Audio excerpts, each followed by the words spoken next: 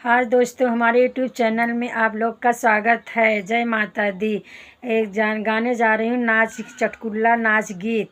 आप लोग को अच्छा लगे तो लाइक शेयर कमेंट सब्सक्राइब ज़रूर करना। सोने के कटोरिया में तेल हो, सिर के कर दबाई। सोने के कटोरिया में तेल हो, सिर के कर दबाई।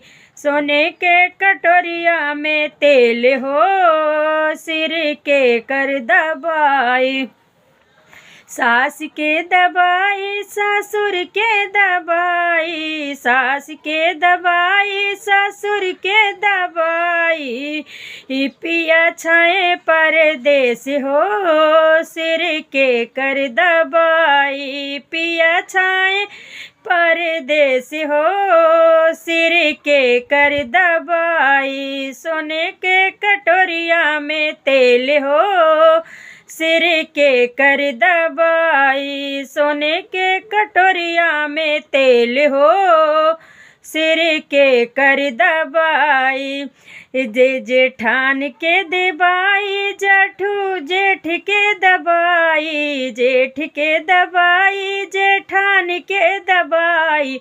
पिया छाए परदेस हो, सिर के कर दबाई।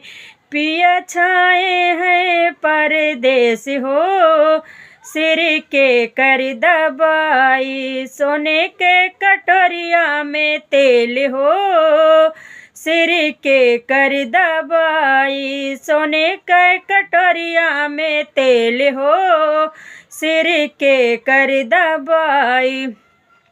देवर के दबाई, देवरान के दबाई। देवर के दबाई, देवरान के दबाई।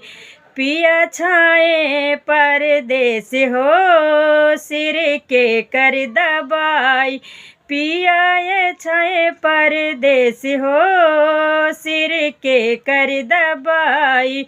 सोने के कटोरिया में तेल हो, सिर के कर दबाई। सोने के कटोरिया में तेल हो, सिर के कर दबाई। नंद के दबाई की देवर के दबाई। नंद के दबाई की देवर के दबाई। पिया छाए परदेस हो, सिर के कर दबाई। पिया छाए परदेस हो, सिर के कर दबाई। पिया छाए परदेस हो, सिर के कर दबाई।